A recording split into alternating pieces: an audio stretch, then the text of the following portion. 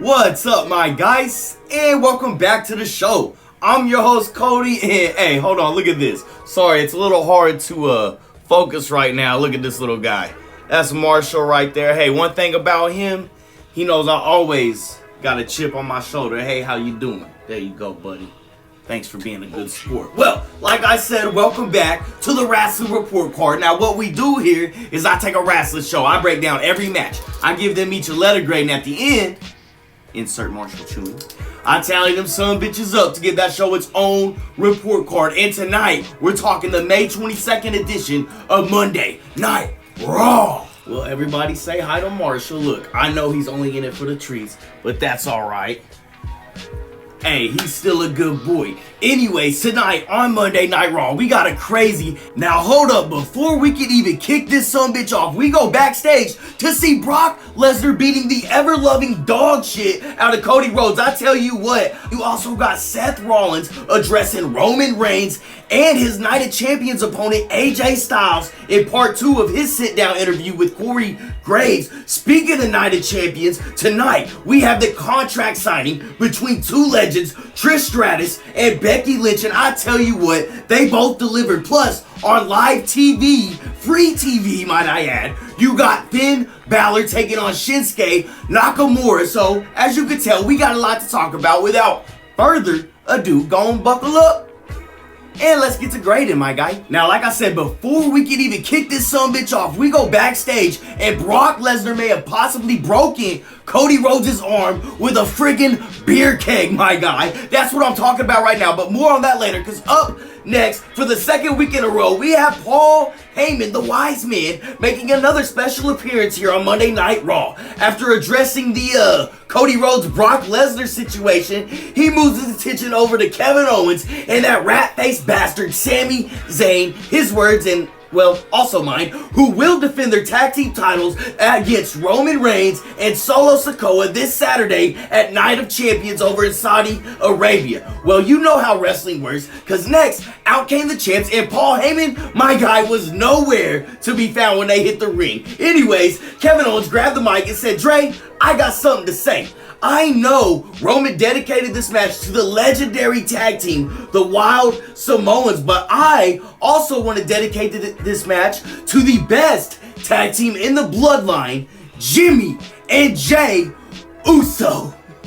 Man, Kevin got some nuts right there. But before they could bore us any much more, out came their opponents tonight, Imperium, led by Gunther, who at the moment had the 3-on-2 advantage, but out came the bro, Matt Riddle, to even the odds, and it looks like we're going to have to wait to see that 6-man tag in the main event tonight. But for that opening act, I'm going to slap a B+ on that sumbitch. Now let's get into some action, because up next, I got Ricochet going one-on-one with Bronson Reed. And what a match, my guy. Ricochet was out here hitting that big sumbitch with everything but the kitchen sink. I shit you not, but that still wasn't enough. I mean, hey, he didn't beat Okada for nothing. Now, after a BEA beautiful ripcord scoop slam, Reed hit the tsunami, and ain't nobody kicking out of that, my guy. He gets the 1-2-3. And that's a good win right there for old Bronson Reed. I'm going to slap a B+ on that sumbitch. Now let's jump over to the women's division as you got Zoe Stark going up against Candice LeRae. And I got to say, I like this Zoe Stark chick. I tell you what, she just got that dog in her. Now, after LeRae finally got some momentum going,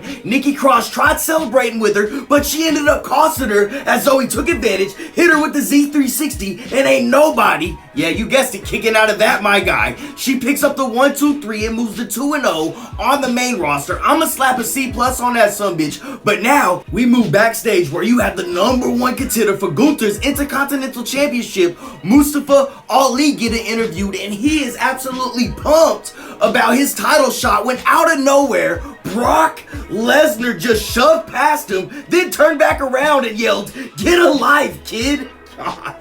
And dickhead Brock Lesnar is in full effect, my guy. Well, anyways, Brock ends up coming out to the crowd and said, "Hershey, PA, what you want to talk about?"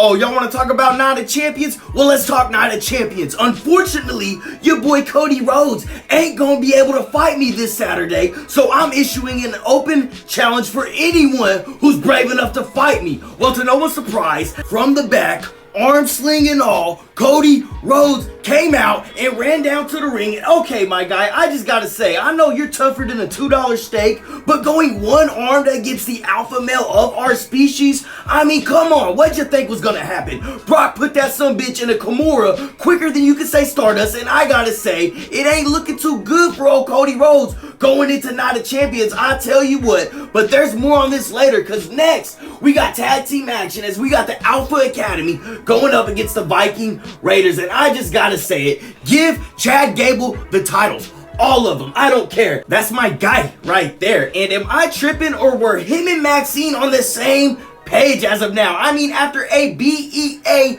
beautiful caterpillar from the big man Otis, the Academy actually found themselves in a little bit of trouble until Maxine ran over on Valhalla's creepy ass. I mean, she ran away almost immediately, but I don't blame her right there. However, that little distraction allowed Chad Gable to hit a slick little roll-up, and he got the 1, 2, 3 for the Alpha Academy, and that's always a good day in this household right there. I'm gonna slap a B+ on that sumbitch. That was a good win for them, and hopefully we're gonna push, if not only Chad Gable, but Otis as well, to the moon, my guy. Well, we gotta keep moving, because next up on live TV, like I said, you got Shinsuke Nakamura going one-on-one with Finn Balor. Thank you, Triple H. And yeah, these two were going crazy. Shinsuke set up for the Kinshasa the first time, but Finn Balor with a double stomp. He tried following that up with the coup de grace, but nobody home. Now it's Shin with the Kinshasa to the back of the neck, but he couldn't capitalize. One thing to remember though is that the Judgment Day never travels alone, as tonight Damian Priest was ringside and he was making himself known, but Shinsuke eliminated that problem by sending that sumbitch over the barricade. However,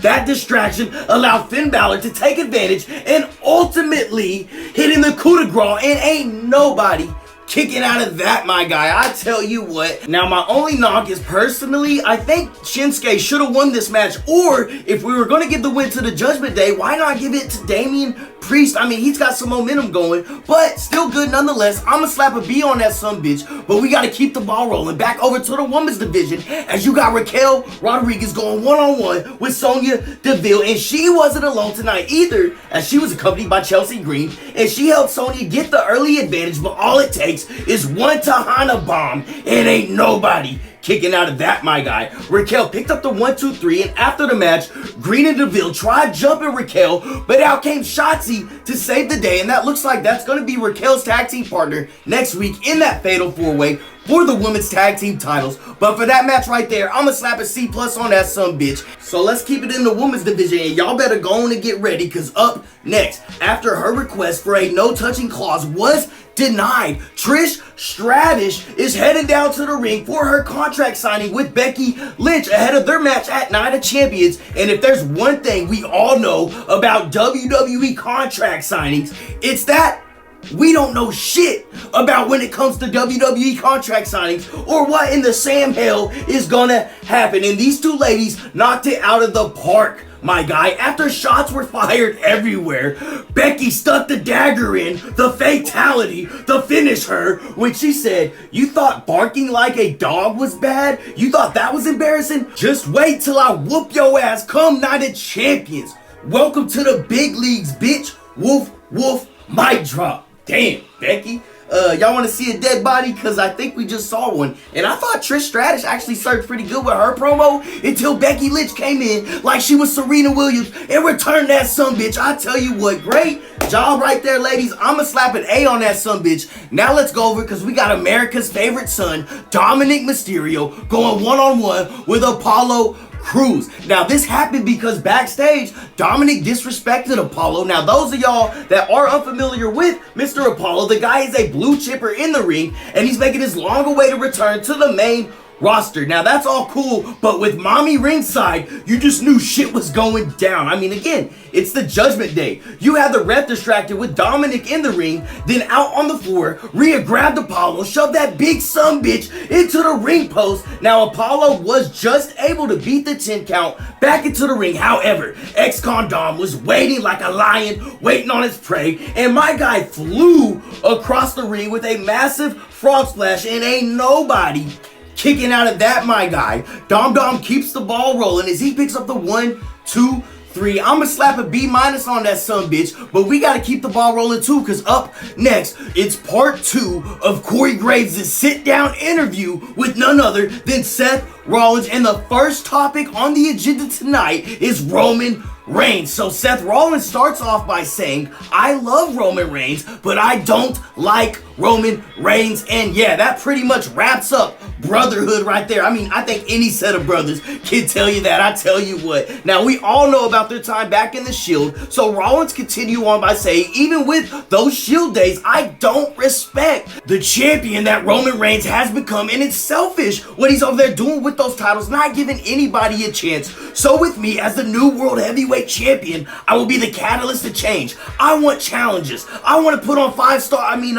A+ matches for my guy Cody out here. Okay, maybe I made that part up. Man, whatever. Let me have my moment. Anyways, Seth Rollins then moves his attention over to his opponent at Night of Champions, AJ Styles. They showed some pretty dope footage from a match they had back in 06 when Seth Rollins was only 19. And this Saturday, it's going down over in Saudi, my guy. I tell you what, that was a solid interview right there. I can't wait to see the match Saturday and what's going to unfold with Roman Reigns and Seth Rollins. I'm going to slap a B+ on that sumbitch.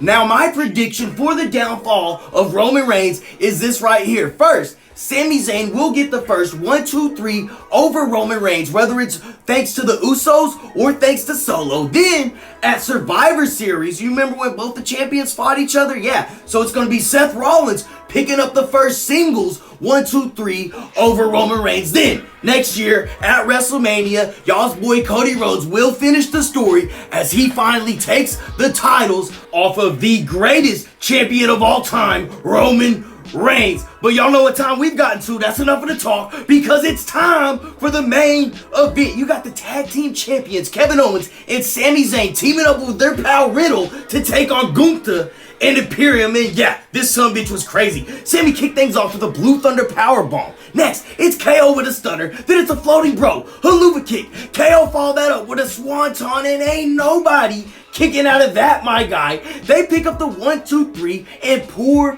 Vinci. Not only did he get his ass whooped, but Gunther's about to get that boy an old-fashioned Eastern European ass whooping, then probably replace him with the upcoming Ilja. I don't know. That's all I'm saying right there. But for that main event, I'ma slap a B+ on that sumbitch, and I'm a little confused because that was the main event, but we're not done there, because next we go backstage to the locker room and it's Cody Rhodes. We hear a knock on the door. Cody starts yelling, go away, but this ain't Adam Pearce again, brother. No, because next thing you know, Triple H walks in the door. You know the history they two have, and he sits down, has a one-on-one with Cody Rhodes, but Triple H knows what it's like. As much as he tried to convince him, he knows that if it were him in Cody's shoes, nobody, and I mean nobody, would be able to tell him no either. So it looks like it all in.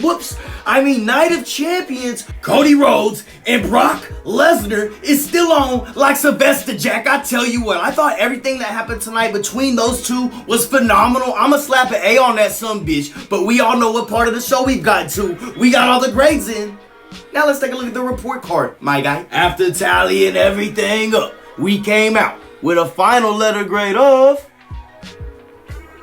a B+. That's right, at 87%. And I gotta say, Triple H is bringing it right now, my guy. I appreciate that. Also, I appreciate all you guys tuning in, man. If you haven't already, subscribe to the channel. I just broke 1/3 of the way to 1,000, so that's pretty cool, I guess. Also, you can like, comment, that would be dope. Also, want to give a shout out OG Bobby Knifehawk. You know where to find him on SoundCloud. Other than that, I'm Cody. I'm signing off. I hope all you BEA beautiful folks stay safe out there and have a nice day.